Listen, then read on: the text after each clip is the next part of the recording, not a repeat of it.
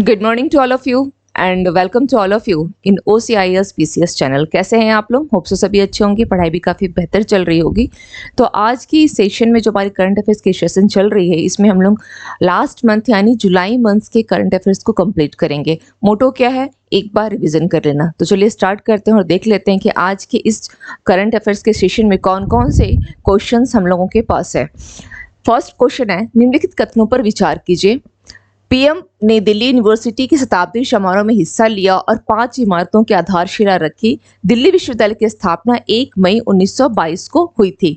अब आपको इसमें यह देखना है कि कौन सा आपका स्टेटमेंट यहाँ पर सही है। तो पीएम मोदी जी के द्वारा ही दिल्ली यूनिवर्सिटी के शताब्दी समारोह में इन्होंने ही हिस्सा लिया था, बिल्कुल सही है। लेकिन यहाँ पर जो सेकंड इसके साथ लाइन जुड़ी हुई कि 5 इमारतों की आधारशिला रखी, ये रॉन्ग है। ये 5 नहीं है, ये आपकी 3 इमारतों की उन्होंने आधारशिला रखी थी। कितनी है?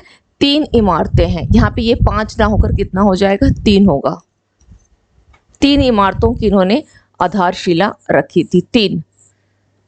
ओके, नेक्स्ट दिया गया है, दिल्ली विश्वविद्यालय की स्थापना 1 मई 1922 को हुई थी। तो स्टेटमेंट बी आपका बिल्कुल सही है। तो राइट आंसर क्या हो जाएगा? केवल 2, यानी only B is your answer. Now come to the next question. Bharat की राष्ट्रीय पुरुष फुटबॉल टीम फीफा विश्व रैंकिंग में डैश स्थान पर पहुंच गई है। क्वेश्चन दिया गया है कि भारत की जो राष्ट्रीय पुरुष फुटबॉल टीम है वो फीफा की विश्व रैंकिंग में किस स्थान पर पहुंच गई है? 98 है, 95 है, 100 है एंड 101st है। तो इसका राइट आंसर क्या हो जाएगा? यह 100 पे पहुंच गई है। 100 पे पहुंच गई है। ये 100वें स्थान पर पहुंच गई है। यानी ये किस पे थी? यह लास्ट ईयर, यानी इससे पहले ये किस स्थान पर थी? यह 101वें स्थान पर थी। इससे पहले वो 101वें जो स्थान पर थी, लेकिन अभी वो 100वें स्थान पर पहुंच गई है। और इसके आयोजन कहाँ हुआ था? जो राष्ट्रीय पुरुष फुटबॉल टीम फीफा विश्व रैंकिंग जो दिया गया है, तो इस टीम ने कहाँ पर? तो लेबनान, किसको पीछे छोड़ करके? लेबनान और न्यूजीलैंड को पीछे छोड़ा है। नेदरलैंड प्लस न्यूजीलैंड, इन दोनों को पीछे, लेबनान और न्यूजीलैंड, इन दोनों को पीछे छोड़ते हुए ये मुकाम को इसने हासिल किया है। कितना है? 100 इसकी रैंकिंग पर यह पहुंच गया है, 100वें स्थान पर पहुंच गया है। नेक्स्ट क्वेश्चन देख लेते हैं। राष्ट्रीय सिकल सेल एनीमिया उन्मूलन मिशन के बारे में निम्नलिखित कथनों में से कौन सा सही है? इसे प्रधानमंत्री नरेंद्र मोदी जी ने कब 1 जुलाई को उत्तर प्रदेश में लॉन्च किया? बिल्कुल सही है। इसे 17 राज्यों के 278 जिलों में लागू किया जाएगा, ये भी सही है। तो आपको ये बताना है कि इनमें से जो कौन सा स्टेटमेंट सही होगा। क्या ये दोनों स्टेटमेंट सही है? मैंने तो कहा है कि सही है। क्या ये सही है दोनों स्टेटमेंट? नहीं। इसे प्रधानमंत्री नरेंद्र मोदी जी ने 1 जुलाई को लॉन्च किया, ये सही है। लेकिन यहाँ पर उत्तर प्रदेश नहीं होकर क्या हो जाएगा? यह उत्तर प्रदेश नहीं होगा। यहाँ पर ये क्या हो जाएगा? MP का शहडोल, MP के शहडोल से इसे लॉन्च किया गया है। शहडोल, MP के शहडोल से इसे लॉन्च किया गया है। और इसे 17 राज्यों के कितने जिले हैं? 278 जिले, ध्यान रखेगा। टोटल 17 राज्य, और इस 17 राज्य में आपका यूपी, बिहार ये सब शामिल है, जहाँ के कितने जिलों को? 278 जिलों में इसको लागू किया जाएगा। लेकिन इसको लॉन्च कहाँ से किया गया है?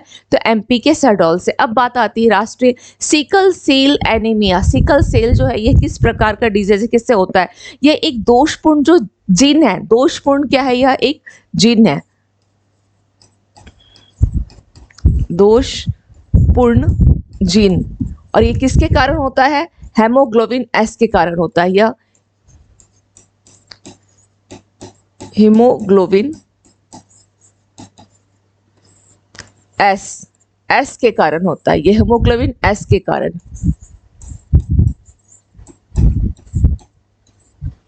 ये हीमोग्लोबिन S के कारण होता है। Clear? Now come to the next question.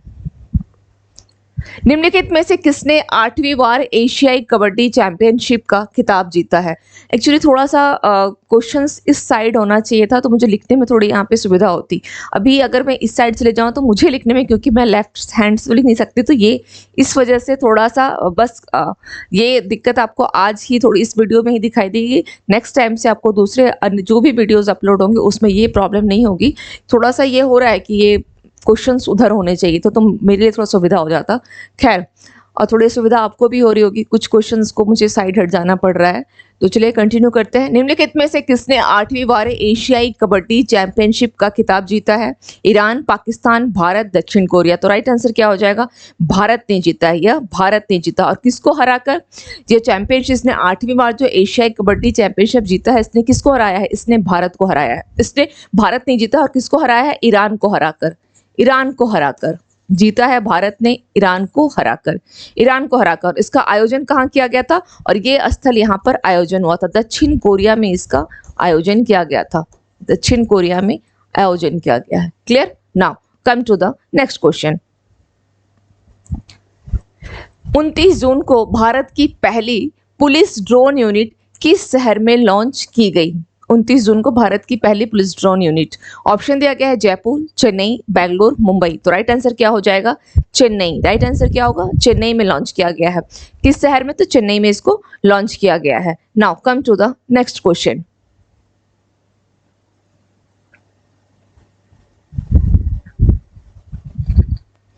दो 2022 में भारत की जीव जंतु डेटाबेस में कितने पशु प्रजातियों को जोड़ा गया है? Option A 334, B 664, C 224, D 567। तो राइट आंसर हो जाएगा आपका 664। 664।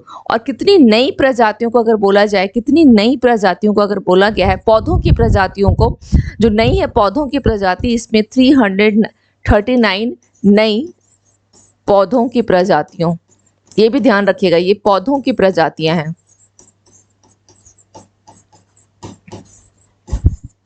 पौधों की प्रजातियां हैं। और 664 जो है ये नई पशु प्रजातियों को जोड़ा गया है, और ये 339 पौधों की प्रजातियां हैं। अब सवाल यहाँ पर ये आता है कि ये जो आप नहीं देख रहे हैं नई पशु प्रजातियां हैं, इसमें सबसे अगर अधिक संख्या में देखा जाए तो कहाँ की प्रजातियां हैं सबसे अधिक संख्या में? तो केरल की है, करीब केरल की सबसे अधिक प्रजातियां हैं। सबसे अधिक मतलब नई प्रजातियों की खोज की गई है तो सबसे अधिक केरल है, और उसके बाद केरल करीब 14.6% है केरल में। उसके बाद आप यहाँ पे तमिलनाडु कर सकते हैं, तमिलनाडु सेकंड पोजीशन पर है नई प्रजातियों की खोज में। सबसे अधिक तमिलनाडु हो गया, तमिलनाडु सेकंड पोजीशन पर है, एंड थर्ड पोजीशन पर आपका हो जाएगा पश्चिम बंगाल। पश्चिम बंगाल यह आपका थर्ड पोजीशन पर आ जाएगा, ये ध्यान रखिएगा। केरल फर्स्ट, तमिलनाडु सेकंड, पश्चिम बंगाल थर्ड, नई प्रजातियों की जो खोज की गई है। नेक्स्ट क्वेश्चन है, कौन सी कंपनी भारत की राष्ट्रीय क्रिकेट टीम की मुख्य प्रायोजक बन गई है? Dream 11, Paytm, CRED, Meesho. तो राइट आंसर क्या हो जाएगा इसका? ड्रीम 11 इसकी राइट आंसर होगी, ड्रीम 11। और इसने किसका जगह लिया है? ड्रीम 11 ने इसके किसकी जगह आया है? यह बाइजूस की जगह लिया है इसने। किसका? बाइजूस। बाइजूस का स्थान इसने लिया है, बाइजूस का स्थान। बाइजूस का स्थान किसने लिया है बाइजूस की जगह? तो ये आपकी ड्रीम 11। अब इसकी स्थापना कब हुई थी? 2008 में इसकी स्थापना की गई है, 2008 में। और किसके द्वारा की गई थी? हर्ष जैन। हर्ष जैन प्लस भावित सेठ, ये दोनों ने मिल, भावित प्लस भावित सेठ, भावित सेठ, इन दोनों ने मिलकर किसका किया था? ड्रीम 11 की स्थापना की थी। कब? 2008 में। Now come to the next. Dream 11 भी क्या है? एक फैंटेसी स्पोर्ट्स कंपनी है, ध्यान रखिएगा। निम्नलिखित में से किस देश ने विदेशी श्रमिकों के लिए डिजिटल खाना बदोश रणनीति शुरू की है? डिजिटल खाना बदोश रणनीति। ऑप्शन दिया गया है जापान, यूक्रेन, फ्रांस, कनाडा। तो राइट आंसर क्या हो जाएगा इसकी? कनाडा। और क्यों किया गया है? क्यों किया गया है रणनीति? तो नौकरी की तलाश जो लोग कर रहे हैं और विदेशों में रहते हैं, है ना, तो नौकरी की तलाश कर रहे विदेशियों के लिए एक प्रकार का अस्थायी जो है व्यवस्था की गई है। नौकरी की तलाश कर रहे विदेशियों के लिए। क्या है इसका रीति का नाम? क्या है? डिजिटल खाना बदोश रणनीति। Now come to the next question. एशियाई मिश्रित युगल स्क्वैश टूर्नामेंट में किस भारतीय जोड़ी ने स्वर्ण पदक जीता है? ऑप्शन दिया गया है अनाहत सिंह और दीपिका पल्लिकल सिंह, दीपिका पल्लिकल और हरिंदर पाल सिंह संधू, सौरभ घोषाल और जोशना चिनप्पा, रमित टंडन और दीपिका पल्लिकल। तो इसका राइट आंसर क्या हो जाएगा? Option B is your right answer, Deepika Pallikal और हरिंदर पाल सिंह सिंधु। ओके, नाउ इसका B is your right answer, B. Okay, और इसका आयोजन अब पूछा गया, ये जो है एशियाई मिश्रित युगल स्क्वैश टूर्नामेंट, इसका आयोजन कहाँ किया गया था? चीन में किया गया था, चीन में इसका आयोजन हुआ था, चीन आयोजन किया गया था, आयोजन हुआ था। और इसने स्वर्ण पदक जीता है, तो इसने किसको हराया था? इसने मलेशिया, इसने इन लोगों ने हराया किसको? मलेशिया के, क्योंकि ये क्या है? युगल जोड़ी है। मलेशिया के इवान यूएन, मलेशिया के इवान यूएन और राचेल, प्लस राचेल नाम याद रखिएगा, राचेल को नाम याद रखिएगा, राचेल अर्नोल्ड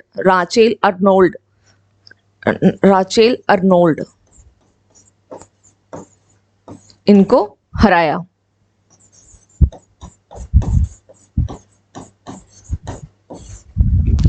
था एशियाई मिश्रित युगल स्क्वैश टूर्नामेंट में।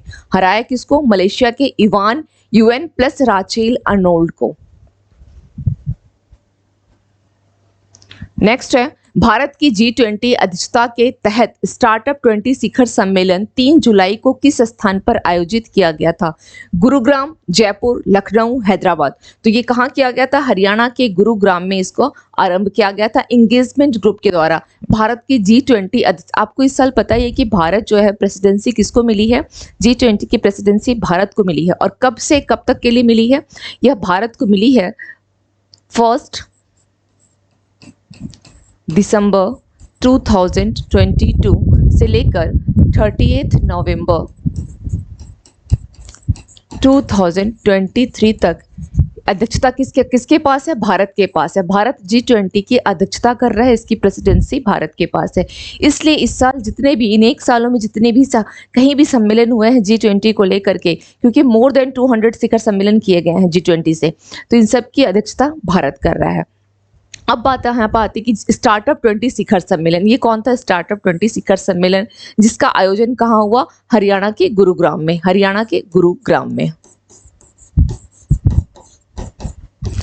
यहाँ पे अब G20 में एक शब्द आता है आपका ट्राइका बोल करके, एक शब्द आता है G20 में, ट्राइका,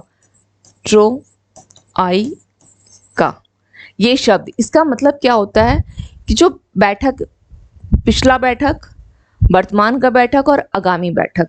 ओके, ये 3 बैठकों के बारे में पूछता है। इसमें 3 बैठकों के बारे में ये पूछता है कि लास्ट ईयर कहाँ हुई थी, प्रेजेंट में कहाँ हो रही है, एंड फ्यूचर कहाँ होने वाली है। तो लास्ट ईयर ये कहाँ हुई थी, यानी 2022 में इसकी बैठक कहाँ हुई थी? इंडोनेशिया में। ये शिखर सम्मेलन कहाँ किया गया G20 का? इंडोनेशिया के बाली में। अब इस साल यानी 2023 में कहाँ हो रही है? यह भारत में हो रही है, भारत के न्यू दिल्ली में। एंड 2024 में ये कहाँ होगी? ब्राजील के रियो डी जेनेरियो में। अब यहाँ पे एक सवाल और बन सकता है कि एडिशन को लेकर के संस्करण पूछ सकता है। तो ये आपका 17th संस्करण है। इस साल जो भारत में होगा वो 18th होगा, अभी नेक्स्ट मंथ में होगा। एंड 19th आपका होगा नेक्स्ट ईयर 2024 में जो होगा वो आपका कौन सा होगा? 17th संस्करण या 17th edition. Now come to the next question देख लेते हैं। 3 साल के लिए भारत के सॉलिसिटर जनरल के रूप में किसे पुनः नियुक्त किया गया है? विक्रमजीत बनर्जी, सूर्य प्रकाश वीराजू, तुषार मेहता, सूरज मेहता। तो ये ध्यान रखिएगा यहाँ पर कि तुषार मेहता इनको क्या किया गया? पुनः नियुक्त किया गया है। यानी इनकी जो फर्स्ट टाइम जब इनको नियुक्त किया गया था भारत के सॉलिसिटर जनरल के रूप में, वो इनको 2018 में किया गया था। 2018 में इनको नियुक्त किया गया था फर्स्ट टाइम। ओके, अभी इनको क्या किया गया है? पुनः नियुक्त किया गया है। और सॉलिसिटर का जो पद होता है ये भारत का दूसरा सबसे बड़ा, क्या बोल सकते हैं, इस सॉलिसिटर जनरल का जो पद है इसको क्या बोला जाएगा? ये भारत में दूसरा सबसे बड़ा क्या होता है? कानून अधिकारी होता है। भारत का या भारत में दूसरा सबसे बड़ा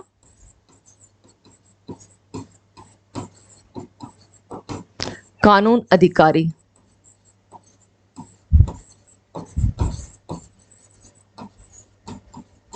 कानून अधिकारी होता है ये, भारत में दूसरा सबसे बड़ा कानून अधिकारी होता है। Now come to the next question. सरकार ने गर्भवती नाबालिग बलात्कार पीड़ितों के लिए एक योजना शुरू की। किसके लिए? गर्भवती नाबालिग बलात्कार पीड़ितों के लिए। इसके बारे में कौन सा स्टेटमेंट सही है आपको बताना है। इसे 74.10 करोड़ रुपए की लागत से लॉन्च किया गया है। सेकंड ऑप्शन दिया गया है 20 वर्ष से अधिक उम्र की महिलाएं योजना के लिए पात्र हैं। पात्र हैं। अब आपको बताना है कि सही कोड चुने। इसका फर्स्ट स्टेटमेंट बिल्कुल सही है कि इसका बजट कितना रखा गया, 74.10 करोड़ रुपए की लागत से इसे लॉन्च किया गया है। ये स्टेटमेंट बिल्कुल सही है, लेकिन आपके क्वेश्चन में जो सेकंड स्टेटमेंट दिया गया है कि 20 वर्ष से अधिक उम्र की महिलाएं, ये गलत है। क्यों? क्योंकि यहाँ पर आप देख रहे हैं कि ये किसके लिए है, नाबालिग। नाबालिग एक वर्ड जुड़ा हुआ है, नाबालिग पीड़ित महिलाओं के लिए, नाबालिग पीड़ितों के लिए है, नाबालिग पीड़ितों के लिए। तो इसका ये स्टेटमेंट क्या हो जाएगा, 20 वर्ष से अधिक वाला जो है यह गलत हो जाएगा, ये गलत है। तो हमारा फर्स्ट स्टेटमेंट बिल्कुल सही होगा, केवल एक इसमें सही है। अब इसको शुरू किसके द्वारा किया गया, किसके द्वारा इसको लॉन्च किया गया है, तो यह लॉन्च किया गया है स्मृति ईरानी के द्वारा। स्मृति ईरानी के द्वारा, स्मृति ईरानी।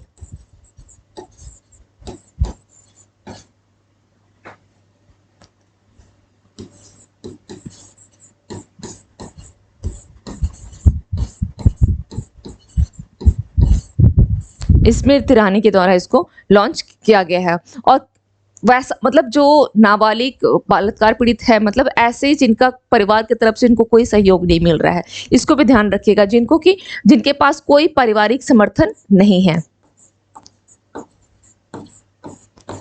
जिनके पास कोई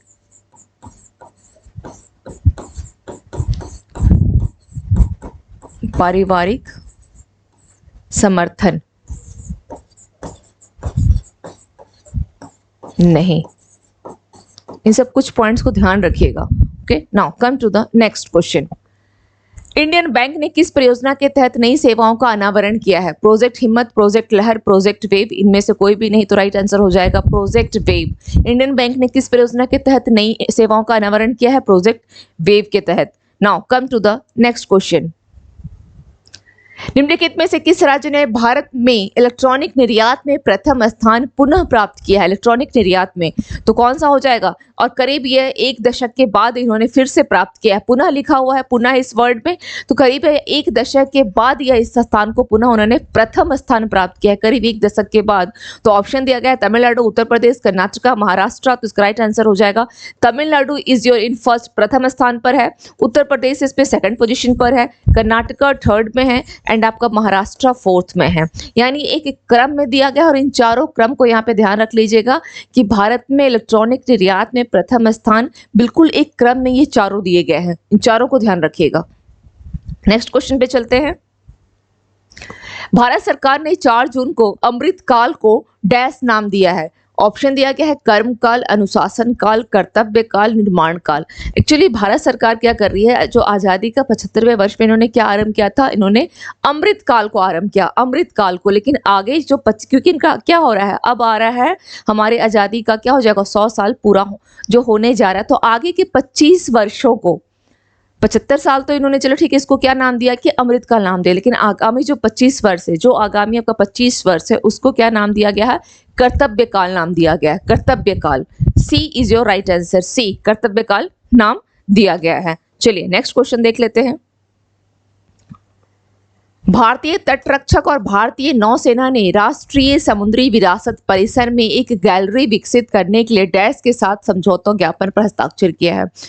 ऑप्शन दिया गया है भारतीय रेलवे खान पान एवं पर्यटन निगम, Indian port rail and ropeway corporation limited, भारतीय रेलवे वित्त निगम, केंद्रीय रेलवे विद्युतीकरण संगठन। तो इसमें राइट आंसर क्या हो जाएगा, Indian port rail and ropeway corporation limited के द्वारा ये जो भारतीय तट रक्षक है प्लस भारतीय नौसेना, इन लोगों ने क्या किया है, राष्ट्रीय समुद्री विरासत परिसर में एक गैलरी जो है विकसित करने का इन लोगों ने एक जो बोल सकते हैं एक कैमियो पर समझौता किया है, या इन लोगों ने एक हस्ताक्षर किया है। इस गैलरी में होगा क्या कि आपकी लाइटिंग शो वगैरह आप देखते हैं ना, जो लाइटिंग शो होगी, कुछ संग्रहालय वहाँ पे दे दिया जाएगा, तो इस तरह से कुछ उस परिसर में जो है किया जाएगा उस गैलरी को डेवलप करने का। अब इसमें टोटल जो निर्माण योजना रखी गई है, इसका निर्माण कहाँ किया जाएगा, इस जो विरासत आप देख रहे हैं इसका निर्माण होगा कहाँ पर, इसका निर्माण कहाँ किया जाएगा, इस परिसर में एक गैलरी जो विकसित की जा रही है ये कहाँ की जा रही है, तो यह लोथल, लोथल गुजरात। और लोथल में कहां पर, तो इसका जो ऐतिहासिक सिंधु वाला जो एरिया है, आप लोगों ने हिस्ट्री में पढ़ा होगा, सिंधु सभ्यता जो है लोथल में पाई गई थी, है ना, तो इसी सिंधु सभ्यता का मतलब लोथल के कहां पर, तो ऐतिहासिक सिंधु घाटी ऐतिहासिक लोथल के ऐतिहासिक सिंधु घाटी,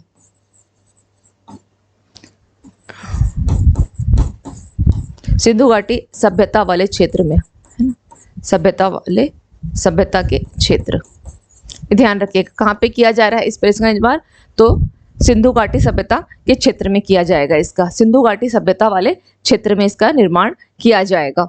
अब दूसरी चीज ये हो गई, ये तो हो गया कि उस गैलरी को विकसित किया जाएगा वहां पर, लेकिन इसका जो समझौता यहाँ पे दो ये है, विकसित करेगा, गैलरी विकसित होगी लोथल वाले एरिया में, लेकिन ये समझौता कहाँ पर किया गया था, इसको ध्यान दीजिएगा। समझौता हुआ था आपका गुजरात के गांधीनगर में। कहाँ हुआ था, गुजरात के गांधीनगर में, गांधीनगर में, गुजरात के गांधीनगर में समझौता किया गया था। Now come to the next question. वैश्विक वाणिज्यिक सेवाओं के निर्यात में भारत की हिस्सेदारी 2005 में 2% से बढ़कर 2022 में कितनी हो गई है, वैश्विक वाणिज्यिक सेवाओं के निर्यात में, तो कितना हो जाएगा ये, राइट आंसर क्या होगा, ऑप्शन दिया गया है 3.4%, 4.4%, 5.54%, 6.4%, तो राइट आंसर हो जाएगा आपका बी 4.4%। और ये रिपोर्ट किसकी है, WTO प्लस वर्ल्ड बैंक की है। रिपोर्ट किसके द्वारा दिया गया है, ये जो रिपोर्ट आप देख रहे हैं यह रिपोर्ट आपकी WTO प्लस वर्ल्ड बैंक की। और वर्ल्ड बैंक का अगर बोला जाए कि इसके अध्यक्ष कौन है, तो ध्यान रखिएगा अजय बंगा। कौन है ये, भारतीय मूल के हैं, अजय बंगा। इनको रिसेंटली जून में बनाया गया है इसका अध्यक्ष अजय बंगा को, ये भारतीय मूल के हैं इसलिए यह इंपॉर्टेंट है, अजय बंगा को बनाया गया है। Now come to the next question. SBI के मुख्य वित्तीय अधिकारी यानी CFO, क्या है CFO के रूप में किसे नियुक्त किया गया है, कामेश्वर राव कोतावंती, PM प्रसाद, प्रशांत कुमार, सुमंत कठपालिया, तो राइट आंसर क्या हो जाएगा, राइट आंसर क्या हो जाएगा, option A is your right answer, option A Kameshwar Rao Kotavanti. किसका स्थान लेंगे, चरणजीत, किसका स्थान ले रहे हैं ये, चरणजीत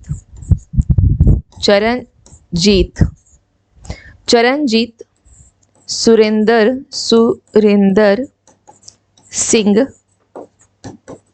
अत्रा, ये सुरेंद्र सिंह अत्रा का स्थान लेंगे। इनका स्थान कौन ले रहा है, इनका स्थान कौन ले रहे हैं, कामेश्वर राव कोदावंती, कामेश्वर राव कोदावंती।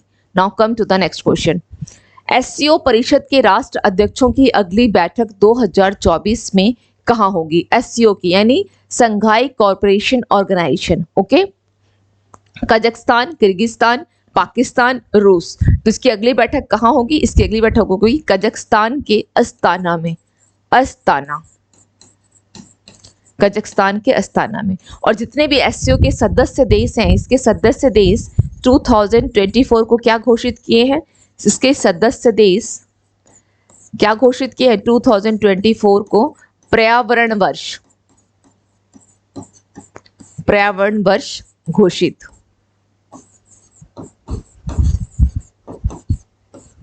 पर्यावरण वर्ष जो है इसको घोषित किए हैं, ये ध्यान रखिएगा 2024 को पर्यावरण वर्ष घोषित किए हैं इन्होंने। SCO का 2024 को SCO पर्यावरण वर्ष यहाँ पे लिख लें, ज्यादा क्लियर रहेगा, SCO पर्यावरण वर्ष जो है घोषित किया गया है। अब बात आती है कि एससीओ में टोटल कितने कंट्रीज है, तो एससीओ में वर्तमान में अब 9 सदस्य देश उसके हो गए, क्योंकि इसमें ईरान भी अभी हाल फिलहाल में ईरान को क्या मिला, 9वां सदस्य देश ईरान बना है। तो टोटल इसमें कितने देश हो गए हैं, टोटल इसमें एससीओ में टोटल 9 कंट्रीज हो गए हैं, 9 इसके सदस्य देश हो गए हैं, 9।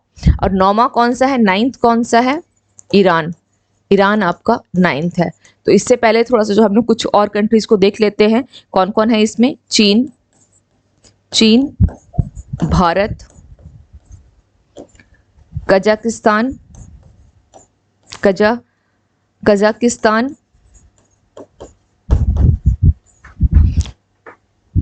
किर्गिस्तान, यहाँ पे ऊपर दिया गया भी है, किर्गिस्तान,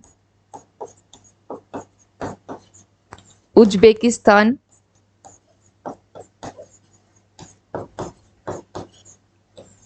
कजाकिस्तान, उज्बेकिस्तान, इसके अलावा ताजिकिस्तान,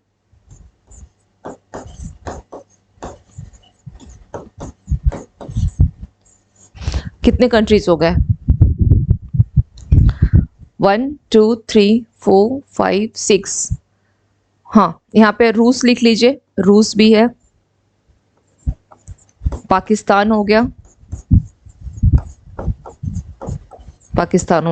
और 9th आपका ईरान हो गया। तो टोटल 1 2 3 4 5 6 7 8 9, टोटली 9 कंट्रीज इसमें शामिल हैं, टोटल 9 कंट्रीज इसमें शामिल हो गया। तो आपके तान की अगर बात हो, जितने भी आपके तान हैं, है ना, टोटल 5 या 7 तान है, उसमें से शामिल कौन सा नहीं है, अफगानिस्तान और तुर्कमेनिस्तान इसमें शामिल नहीं है, ध्यान रखिएगा, तुर्कमेनिस्तान इसमें शामिल नहीं है। Now come to the next question. सरकार द्वारा 75 डैश को पर्यटन स्थलों में बदलने के लिए एक अभियान शुरू किया गया है। बस स्टैंड, लाइट हाउस, समुद्री तटों को इनमें से कोई भी नहीं। तो राइट आंसर क्या हो जाएगा, 75 लाइट हाउस को, 75 क्या है आपका, यह लाइट हाउस, 75 लाइट हाउस को, 75 लाइट हाउस को क्या किया जा रहा है, इसको पर्यटन स्थलों में बदलने के लिए एक जो है आपका अभियान आरंभ किया जा रहा है। लाइट हाउस को, लाइट हाउस ध्यान रखिएगा। और ये कहाँ पर किया जाएगा, किसके द्वारा किया जा रहा है, ये लाइट हाउस जो है किसके द्वारा किया जा रहा है, तो सर्बानंद सोनोवाल के द्वारा। किसके द्वारा, सर्बानंद सोनोवाल के द्वारा। लाइट हाउस का जो है सर्बानंद सोनोवाल के द्वारा, सोनोवाल। और कहाँ पे किया गया है, सोनोवाल कहाँ पे किया जा रहा है, यह भी गुजरात से इसका भी आरंभ कहाँ किया है, क्या गुजरात के 3 स्थलों में भी हाल फिलहाल में किया गया है। द्वारका हो गया, गुजरात का द्वारका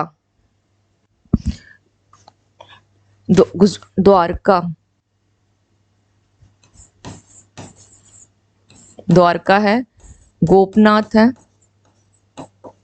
गुजरात का द्वारका हो गया, गोपनाथ हो गया, और इसके अलावा आपका एक और आएगा वेरावल। इन 3 स्थानों, इन 3 जो है प्रतिष्ठित आप बोल सकते हैं लाइट हाउसों को अभी उसका उद्घाटन किया गया है। कहां से, गुजरात से। Now come to the next question. राष्ट्रीय साइबर सुरक्षा समन्वयक के रूप में किसे नियुक्त किया गया है?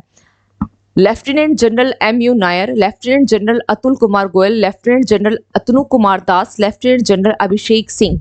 तो राइट आंसर क्या हो जाएगा इसका, राइट आंसर क्या होगा, लेफ्टिनेंट जनरल MU नायर को राष्ट्रीय साइबर सुरक्षा समन्वयक के रूप में नियुक्त किया गया है।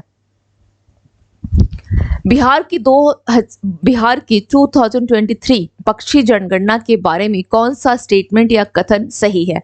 बिहार की पक्षी गणना में पक्षियों की 250 प्रजातियां पाई गई हैं। सेकंड स्टेटमेंट है, इस वर्ष की पक्षी गणना राज्य के 26 जिलों में की गई, जिसमें 76 आर्द्र भूमि और 3 नदी प्रणालियां जो है आपकी यह शामिल थी। तो उसका आपका फर्स्ट स्टेटमेंट यहाँ पर रॉन्ग है। क्यों? क्योंकि बिहार की जो पक्षी गणना की गई है इसमें पक्षियों की 250 की जगह कितना होगी, 202 प्रजातियां। यहाँ पर कितनी है, 202 प्रजातियां, 202 प्रजातियां पाई गई हैं। तो ये स्टेटमेंट आपका क्या हो गया, रॉन्ग हो गया।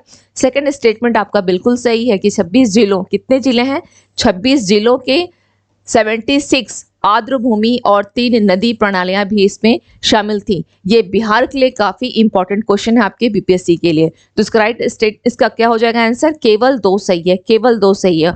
और भागलपुर में पक्षी अनुसंधान रिंगिंग निगरानी प्रणाली का भी क्या किया गया है, इसका भी एक केंद्र का स्थापना किया गया है, जागरूकता केंद्र की स्थापना की गई है। पक्षी निगरानी रिंगिंग, पक्षी निगरानी रिंगिंग कहाँ पर, भागलपुर। पक्षी निगरानी ringing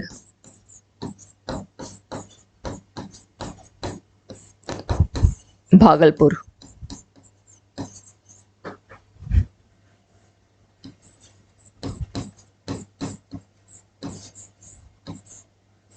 Bhagalpur. Now come to the next. Rajendra Singh Dhat को पॉइंट ऑफ लाइट सम्मान से किसने सम्मानित किया है? ऑस्ट्रेलियाई PM Anthony Albanese, British PM Rishi Sunak, जापानी पीएम फूमियो किशिदा, कनाडाई पीएम जस्टिन ट्रूडो। तो राइट आंसर क्या हो जाएगा? ब्रिटिश पीएम ऋषि सुनक के द्वारा राजेंद्र सिंह धट को पॉइंट ऑफ लाइट सम्मान से सम्मानित किया गया है। और क्यों किया गया है? क्योंकि उन्होंने द्वितीय विश्व युद्ध में लड़ने वाले, जो सेकंड वर्ल्ड वॉर हुआ था उसमें लड़ने वाले अंतिम जीवित सिख सैनिकों में से केवल कौन थे? केवल राजेंद्र सिंह उनमें से एक है। जो सेकंड वर्ल्ड वॉर हुआ था उसमें लड़ने वाले सिख सैनिकों में जो कि अंतिम कौन है?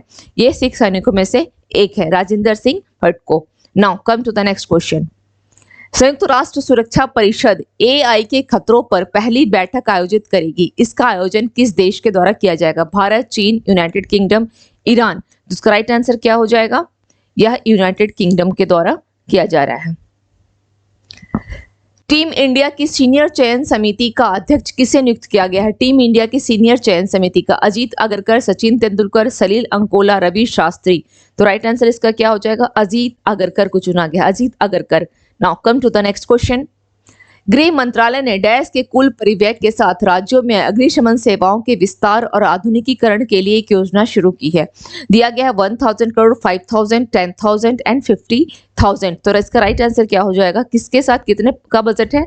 5000 करोड़ के साथ। गृह मंत्रालय ने 5000 करोड़ के कुल परिव्यय के साथ राज्यों में क्या किया है?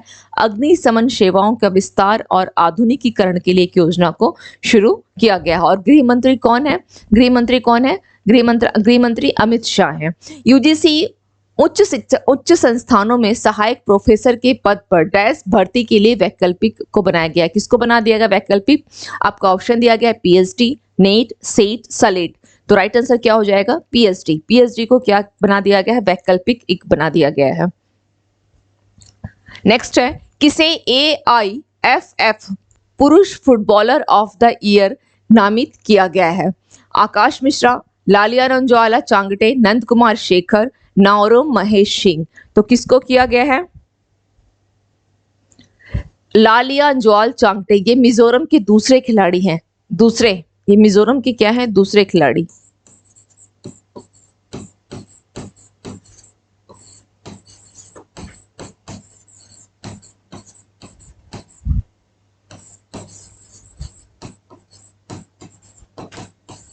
ये मिजोरम के क्या है? दूसरे खिलाड़ी हैं मिजोरम के, जिनको क्या किया गया है?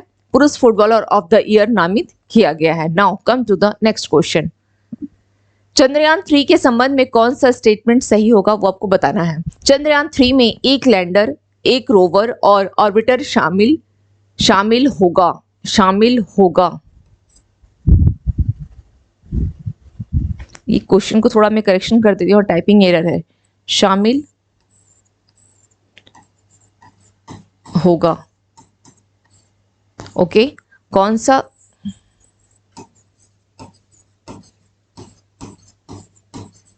ये क्वेश्चन कुछ इस प्रकार से है। कौन सा कथन सही है? ये क्वेश्चन कुछ ऐसा है। चंद्रयान 3 में एक लैंडर, रोवर और ऑर्बिटर शामिल होगा। ये स्टेटमेंट क्या हो जाएगा? रॉन्ग हो जाएगा। नेक्स्ट स्टेटमेंट है, लैंडर का नाम विक्रम है जबकि रोवर का नाम प्रज्ञान है। ये बिल्कुल सही है। ये फर्स्ट स्टेटमेंट रॉन्ग क्यों है? क्योंकि यहाँ पर क्या है? प्रपोल्शन मॉडल लगा हुआ है। कौन सा है? प्रपोल्शन मॉड्यूल लगा हुआ है। एक आपका लैंडर है, एक रोवर है और एक आपका क्या है? प्रोपल्शन मॉड्यूल है। तो यहाँ पर अब हमारा आंसर क्या हो जाएगा? केवल 2 हमारा सही है, केवल 2 सही है। Now come to the next question. Priyansh और अवनीत कौर की भारतीय जोड़ी ने आयरलैंड में विश्व युवा तीर अंदाजी चैंपियनशिप में किस टीम को हराकर स्वर्ण पदक जीता है? तो इसका आयोजन कहाँ किया गया? विश्व युवा तीर अंदाजी चैंपियनशिप का आयोजन कहाँ किया गया? तो यह आयरलैंड में किया गया था। यह आयोजन किया गया है आयरलैंड में, ये ध्यान रखिएगा, आयोजन। अब पूछा गया है कि इसमें किस टीम को हराकर स्वर्ण पदक, कौन सा पदक जीता गया था? स्वर्ण पदक इन्होंने जीता है। ऑप्शन है आयरलैंड, इजराइल, अमेरिका, मैक्सिको। तो राइट आंसर इसका हो जाएगा इजराइल। इजराइल को हरा करके है, इजराइल को। इसका आयोजन आयरलैंड में हुआ था और इन लोगों ने इजराइल को हरा करके स्वर्ण पदक जीता था। किस कौन कौन है?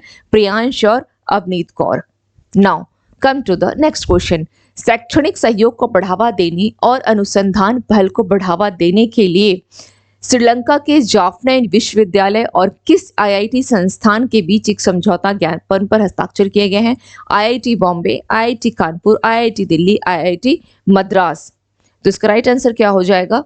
Option D is your right answer, IIT Madras. लेकिन अपने आप में ध्यान रखिएगा, शैक्षणिक सहयोग को बढ़ावा देना है और अनुसंधान पहल को बढ़ावा देने के लिए किसके साथ? श्रीलंका का कौन सा है? जाफना विश्वविद्यालय। हो सकता है कि क्वेश्चन आपका जाफना विश्वविद्यालय पे बन जाए, तो ध्यान रखिएगा कि कौन सा है? श्रीलंका के जाफना विश्वविद्यालय और मद्रास, आपका जो आईआईटी मद्रास के बीच में क्या किया गया है? समझौता हुआ है या हस्ताक्षर किया गया है उस समझौतों पर। इसके अलावा आईआईटी मद्रास जो है फर्स्ट ऐसा मतलब आईआईटी का कैंपस है जो इसका परिसर कहाँ, एक जो परिसर खोला गया है वो आपके तंजानिया के जिंजीबार में खोला गया है। इसको भी ध्यान रखिएगा।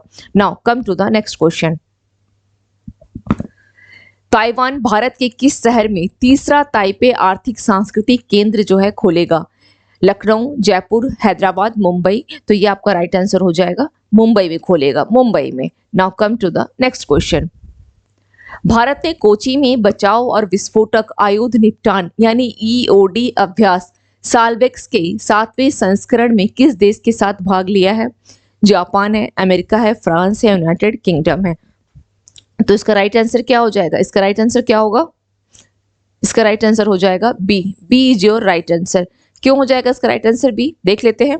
एक्चुअली यहाँ पर क्या किया गया है कि जो भारतीय नौसेना है, इंडियन नेवी है, प्लस अमेरिकी की नौसेना यानी यूएस नेवी, इन दोनों ने मिल करके क्या किया है? इन दोनों ने मिल करके कोचीन में बचाव और विस्फोटक आयुध निपटान का अभ्यास किया है। और वह उसका कौन सा संस्करण था? यह 7वां संस्करण है, 7वां संस्करण।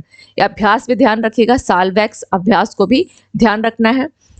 और कहाँ पर किया गया है? यह कोचीन में किया गया है।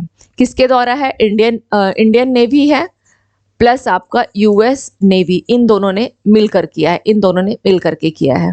Now come to the next question. Namboothiri का 97 इयर्स की आयु में निधन हो गया। वह किस क्षेत्र से संबंधित थे? अभिनय, चित्रकारी, पर्वतारोही, धावक। तो ये नंबूथरी जो है आपके, ये चित्रकार थे, ये चित्रकार थे, नंबूथरिया चित्रकार थे। और ये केरल ललित कला अकादमी के अध्यक्ष भी रह चुके हैं। Now come to the next question. Bharat और किस देश ने कार्मिक प्रबंधन और लोक प्रशासन के क्षेत्र में सहयोग पर वर्तमान समझौता ज्ञापन को 2028 तक बढ़ाने वाले एक प्रोटोकॉल दस्तावेज पर हस्ताक्षर किया है? Indonesia, Australia, Singapore, Japan. तो इसका राइट आंसर क्या हो जाएगा?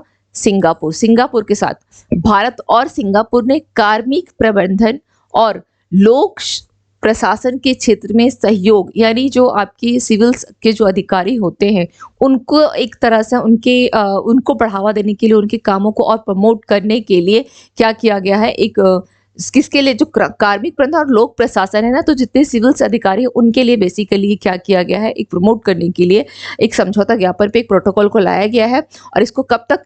2028 तक को बढ़ाने पर इस पे हस्ताक्षर किया गया है। तो भारत और सिंगापुर है। Now come to the next question. PM Modi Gorakhpur में गीता प्रेस शताब्दी समारोह में शामिल होंगे। गीता प्रेस की स्थापना डैश के द्वारा की गई थी? तो देख लेते हैं। जया दयाल गोयंका, घनश्याम दास, गोपाल कृष्ण गोखले, डी। ए और बी दोनों। तो राइट आंसर क्या हो जाएगा? ए और बी दोनों। ए और बी दोनों। एक्चुअली गीता प्रेस की स्थापना कब हुई थी? तो इसकी स्थापना हुई थी 29 अप्रैल। कब किया था इन लोगों ने? 29 अप्रैल 1900 1923 में गीता प्रेस की स्थापना की गई है। 29 अप्रैल 1923 में इसकी स्थापना की गई है। और इसी गीता प्रेस को इस बार क्या बोला गया है, गोरखपुर गीता प्रेस को ही क्या किया गया है, गांधी शांति पुरस्कार, गांधी शांति पुरस्कार।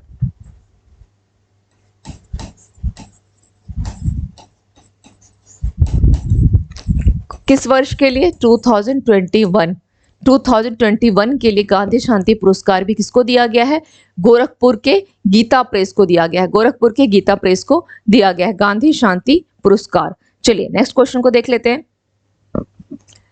विश्व निवेश रिपोर्ट 2023 के बारे में निम्नलिखित में से कौन सा कथन जो है वो सही है।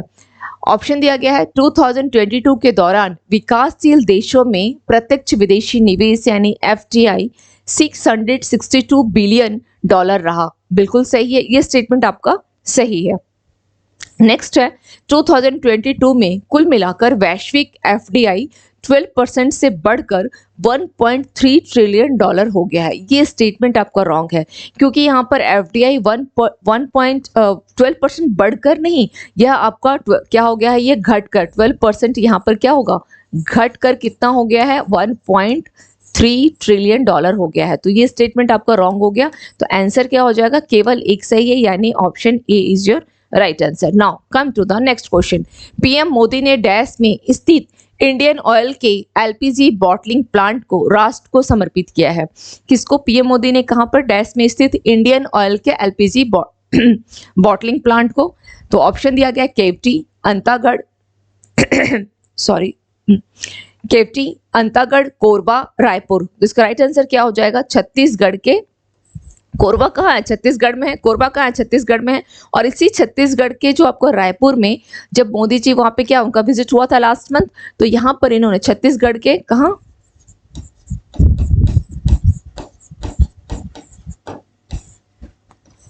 रायपुर, रायपुर में कितने का बजट है, करीब 76 इतने करोड़ का इन्होंने क्या किया है, 7600 करोड़ के करीब 10 प्रोजेक्ट की इन्होंने आधारशिला रखी है। कितनी परियोजनाओं को, 10 प्रोजेक्ट की इन्होंने आधारशिला रखी है।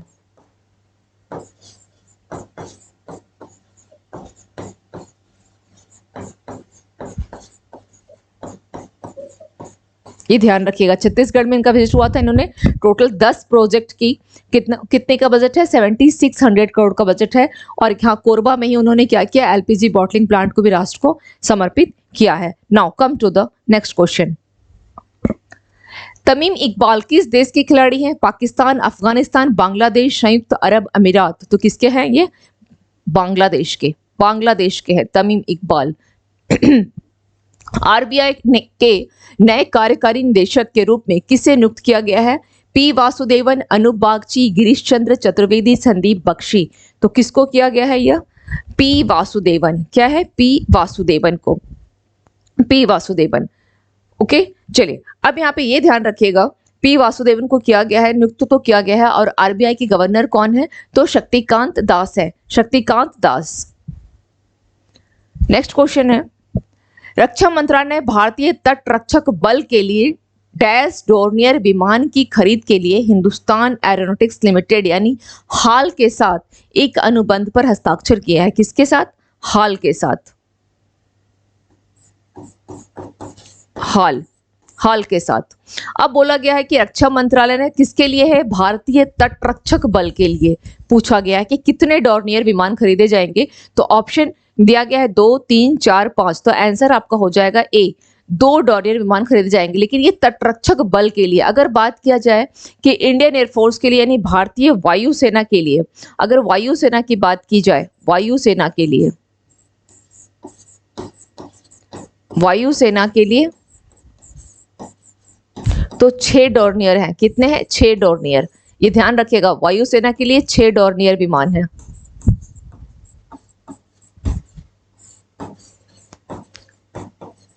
छह डोर्नियर विमान है और जिसकी लागत करीब करीब कितनी होगी, ये जो 2 की बात की जा रही है यहाँ पे 2 की लागत को लिख ले, इसकी लागत कितनी है 458.87 करोड़, ये ध्यान रखिएगा।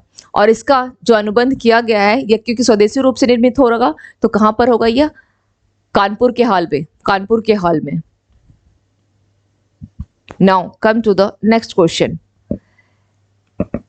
वर्ष 2023-24 के लिए कर्नाटक के लिए हाल में ही प्रस्तुत बजट की कथनों पर आप लोग विचार करें। कर्नाटक के मुख्यमंत्री कौन है? सिद्धारमैया। कर्नाटक के मुख्यमंत्री सिद्धारमैया, इन्होंने क्या किया है? 3.27 लाख करोड़ रुपए के कुल परिव्यय के साथ राज्य का बजट पेश किया है। ये स्टेटमेंट बिल्कुल सही है। नेक्स्ट है, सीएम ने घोषणा की कि कांग्रेस की 5 चुनाव पूर्व गारंटी के क्रियान्वयन के लिए 52,000 करोड़ रुपए रखे गए हैं। ये स्टेटमेंट भी आपका बिल्कुल सही है, बिल्कुल सही है। तो आंसर क्या हो जाएगा? सी, 1 और 2, सी हो जाएगा इसका आंसर। 1 और 2 दोनों सही है। नेक्स्ट क्वेश्चन पे आते हैं। किस राज्य सरकार ने अम्मा पोखरी योजना शुरू की है? हरियाणा, उड़ीसा, उत्तर प्रदेश, आंध्र प्रदेश। तो राइट आंसर क्या हो जाएगा उसका? उड़ीसा। किसके द्वारा शुरू किया गया है? उड़ीसा के सीएम कौन है? नवीन पटनायक। नवीन पटनायक, नवीन पटनायक। नेक्स्ट क्वेश्चन है, किस राज्य सरकार ने विधुर और अविवाहित लोगों के लिए प्रति माह 2750 रुपए, कितना है? प्रति माह 2750 रुपए की मासिक पेंशन की घोषणा की है। पंजाब, हिमाचल प्रदेश, हरियाणा, मध्य प्रदेश। तो कहाँ का किया है सरकार ने? तो ये हरियाणा की सरकार ने किया। हरियाणा की सरकार ने क्या किया है? जो विधुर और अविवाहित, तो अविवाहित को जो उम्र रखी गई है कितना से कितना है अविवाहित की? 45 से लेकर 60 आयु, ये आयु याद ध्यान रखिएगा जो अविवाहितों के लिए। और उनका बोला गया है कि ईयरली आपका जो इनकम कितना है 1 पॉइंट, यानी वार्षिक आय अगर कितने से 1.8 लाख से कम है, 1.8 लाख से कम, तो उनको क्या किया जाएगा? कितना दिया जाएगा? मासिक पेंशन 2750 रुपए। और विधुर के लिए कितना रखा गया है? इनकी आयु कितनी रखी गई है? 40 से लेकर 60 ईयर्स। और इनका बोला गया है वार्षिक जो आय कितना बोला गया है? 3 लाख।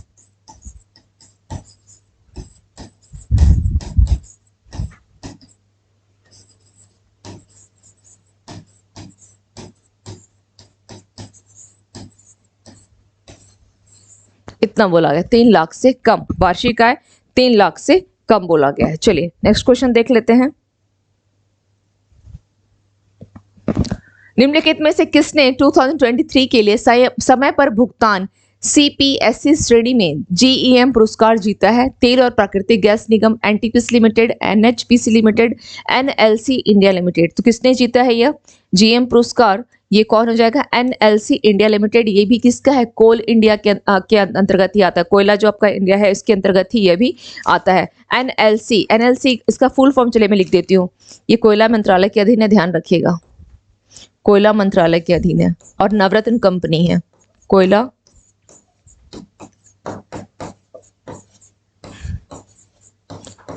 मंत्रालय के अधीन नवरत्न कंपनी, नवरत्न कंपनी है। इसके अलावा इसकी स्थापना, इसको फुल फॉर्म लिख दे रही हूँ। एनएलसी का है नवेली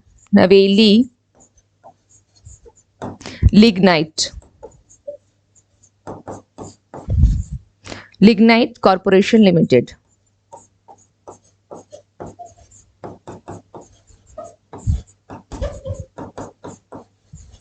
corporation limited, NLC Neyveli lignite corporation limited. और इसकी स्थापना कब हुई थी? 1956 में। 1956 में इसकी स्थापना की गई है। हेडक्वार्टर कहाँ है इसका? हेडक्वार्टर कहाँ है इसका? तमिलनाडु, नवेली तमिलनाडु। इसका हेडक्वार्टर कहाँ है? इससे थोड़ा सा और क्लियर हो जाएगा। नेवेली तमिलनाडु। आप यहाँ पे देख रहे हैं, यहाँ भी नेवेली लिखा हुआ है, नेवेली तमिलनाडु इसकी हेडक्वार्टर है। Now come to the next question. Major Bakhtawar Singh Brar का 109 वर्ष की आयु में अमेरिका में निधन हो गया है। उन्होंने भारतीय सेना की किस रेजिमेंट में सेवा की थी? Kumaon regiment, Bihar regiment, Madras regiment, Gorkha regiment. तो ये किस रेजिमेंट में थे? ये कुमाऊं रेजिमेंट में थे, कुमाऊं रेजिमेंट में, Kumaon regiment. Now come to the next question. Bharat global crisis response group के चैंपियंस ग्रुप में शामिल हुआ, इसका गठन किस वर्ष में हुआ था? ऑप्शन दिया गया है 2022, 2021, 2020, 2018। तो राइट आंसर क्या हो जाए इसका? मार्च 2022, यानी option A is your right answer. मार्च 2022 में किस में शामिल हो गया है? यह चैंपियंस ग्रुप में शामिल हुआ है। इसका गठन कब हुआ है? मार्च 2022 में। और ये किसके द्वारा किया गया है? UNSG, संयुक्त राष्ट्र महासचिव। Okay, now come to the next question. 7 जुलाई 2023 को भारत के चुनाव आयोग और डैश के चुनावी न्यायाधिकरण यानी ईटी, ओके, इलेक्ट्रल आपका जो ट्रिब्यूनल है ने चुनाव प्रबंधन और प्रशासन के क्षेत्र में एक समझौता ज्ञापन पर हस्ताक्षर किए हैं। Canada, France, Italy, Panama. तो राइट आंसर क्या हो जाएगा इसका? पनामा। पनामा इसका राइट आंसर हो जाएगा, पनामा। ओके, भारत के चुनाव आयोग और पनामा के चुनावी न्यायाधिकरण ईटी ने चुनाव प्रबंधन और प्रशासन के क्षेत्र में एक समझौता ज्ञापन पर हस्ताक्षर किए हैं। नेक्स्ट क्वेश्चन पे आते हैं। किस आईआईटी ने लोको पायलटों की सतर्कता जांचने के तरीके विकसित किए हैं? IIT Madras, IIT Kanpur, IIT Raipur, IIT Kharagpur. तो राइट आंसर क्या हो जाएगा इसका? आईआईटी खड़गपुर। आईआईटी एक्चुअली क्या करेगा? ये बोला गया है कि सतर्कता जांच कर रहा है ना पायलटों की, लोको पायलटों की, तो किस वे से करेगा? तो इसका थोड़ा ध्यान रखिएगा। जो उनिंदापन होता है, यानी जो नींद वगैरह आती है, उनिंदापन की ऑनलाइन निगरानी कैसी है? ये ऑनलाइन निगरानी होगी। ऑनलाइन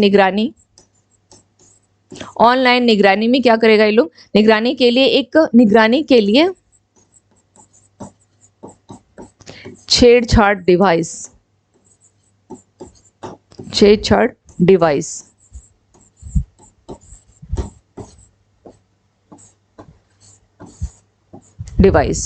ओके, डिवाइस जो है, या बोल सकते हैं छेड़छाड़ रोधी उपकरण या डिवाइस, इन्होंने क्या किया है? एक विकसित किया है, डिवाइस को विकसित किया है। डिवाइस विकसित ऑनलाइन, ओके।